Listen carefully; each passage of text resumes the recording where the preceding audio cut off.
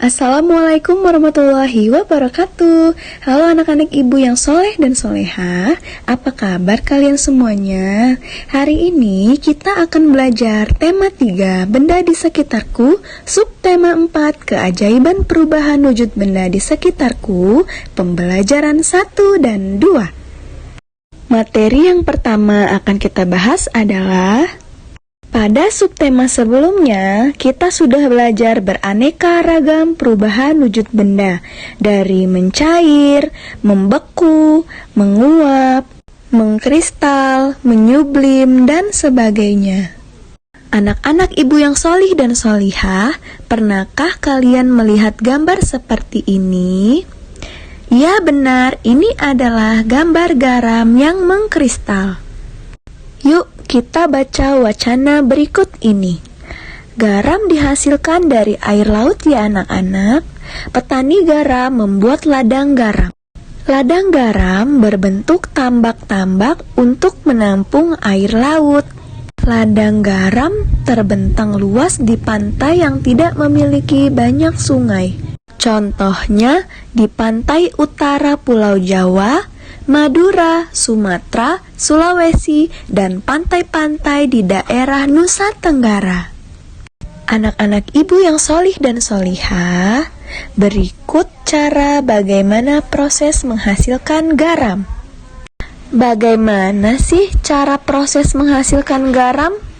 Pertama, petani menyiapkan petak-petak tambak. Tanah di dalam petak tambak terlebih dahulu harus dipadatkan. Setelah tambak garam dibuat, lalu diisi air laut dengan kedalaman tertentu.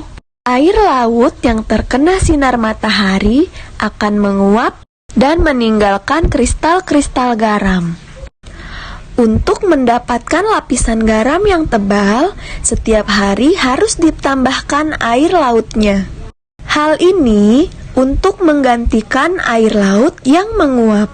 Setelah sekitar 210 hari atau setelah musim kemarau berakhir, lapisan garam di dasar tambak pun harus segera dipanen. Manennya pun jangan menunggu musim hujan tiba. Mengapa? Sebab kualitas garam akan menurun atau tidak bagus. Waktu yang dibutuhkan petani garam untuk mengisi satu petak air laut adalah 2 jam. Berapa lama waktu yang diperlukan dalam satuan menit? Satuan jam dapat diubah menjadi menit. Dalam 1 jam sama dengan 60 menit. Dalam 1 menit sama dengan 60 detik. Jadi, kalau 1 jam itu sama dengan 3600 detik. Nah, yang kita pelajari sekarang adalah mengubah satuan jam menjadi menit. Di sini, petani garam itu membutuhkan waktu 2 jam untuk mengisi satu petak air laut. Nah, berarti di sini yang ditanyakan berapa menit? 2 jam sama dengan titik-titik menit. Sama dengan 2 dikali 60 menit. 2 dikali 6 sama dengan 12 ya anak-anak. Kemudian di belakang angka 12 ditambahkan 0. Jadi 120 menit waktu yang dibutuhkan petani untuk mengisi satu petak. Untuk memanen satu petak garam, petani memerlukan waktu 90 menit. Berapa lama waktu yang diperlukan dalam satuan jam? Mengetahui bahwa 1 jam itu 60 menit. Nah, 90 menit itu sama dengan 60 menit ditambah 30 menit. Nah, 60 menitnya itu ada berapa jam? 60 menitnya itu ada 1 jam. Ditambah 30 menit atau 1 jam lebih 30 menit. Jadi, waktu yang dibutuhkan untuk memanen satu petak garam adalah 1 jam 30 menit. Nah, di sini kita akan memperdalam lagi. 1 jam itu sama dengan 60 menit. 2 jam itu sama dengan 2 dikali 60 menit. 2 dikali 6 sama dengan 12. Ditambahkan 0 di belakangnya, jadi 120 menit. Lalu 3 jam itu berapa menit? 3 dikali 60 berapa ya? 3 dikali 60. Nah, 3 dikali 6 sama dengan 18 dan ditambahkan 0 di belakangnya, jadi 180 menit. Ubahlah satuan jam menjadi menit. 1 jam 45 menit sama dengan titik-titik menit ditambah titik-titik menit. 1 jam itu adalah 60 menit ditambah 45 menit sama dengan 105 menit. Yang kedua ada 2 jam 50 menit sama dengan titik-titik menit ditambah titik-titik menit sama dengan titik-titik menit. 2 jam sama dengan titik-titik menit itu 2 dikali 6 sama dengan 12. Kemudian ditambahkan 0 di belakangnya, jadi 120 menit ditambah 50 menit. Hasilnya 170 menit. Sebutkan perubahan wujud yang terjadi saat menjemur pakaian basah. Iya benar, penguapan. Sama seperti proses pembuatan garam. Baju mengering karena air di dalam baju yang basah menguap terkena panas matahari. Setelah baju mengering, lipatlah dengan rapi dan susunlah di lemari. Perhatikan cara melipat kaos berikut ini. Ikuti langkah-langkahnya di rumah ya anak-anak. Anak-anak ibu yang salih dan salihah, pastinya masih semangat ya. Mari kita melanjutkan ke tema 3, benda di sekitarku, subtema 4, keajaiban perubahan wujud benda di sekitarku, pembelajaran 2.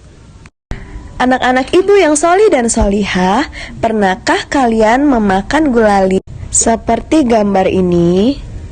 Anak-anak, kita akan mengetahui bagaimana caranya membuat gulali. Alat dan bahannya adalah 500 gram gula pasir, 250 ml air matang, pewarna makanan, dan tusuk sate. Cara membuatnya adalah 1. Campurkan 500 garam gula pasir dengan 200 ml air matang, kemudian tambahkan pewarna jika diperlukan. 2. Aduk campuran tersebut hingga merata, kemudian panaskan di atas api sedang. 3. Aduk-aduk terus hingga mendidih dan airnya mulai berkurang. Setelah itu, angkat dari api dan diamkan sampai adonan mengental. 4. Jika sudah dingin dan mengental, maka adonan gulali tersebut sudah boleh dibentuk. Lilitkan pada tusuk sate dan bentuk menjadi aneka bentuk yang kamu sukai. Anak-anak, ini adalah gulali yang sudah mengental dan siap dibentuk berbagai macam seperti bebek, seperti katak, atau sebagainya. Anak-anak ibu yang solih dan solihah, kamu sudah melakukan dan mencermati cara membuat gulali. Sekarang, tuliskan perubahan wujud yang terjadi selama pembuatan gulali. Tuliskan contohnya.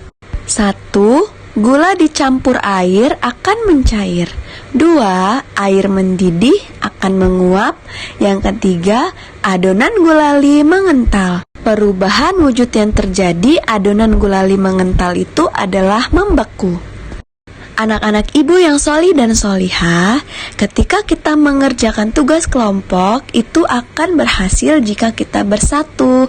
Contohnya sikap bersatu itu adalah saling menghargai pendapat dan peran yang beragam, saling menghormati hak dan kewajiban masing-masing, saling menghargai keragaman suku bangsa dan budaya, tidak merendahkan adat istiadat lain.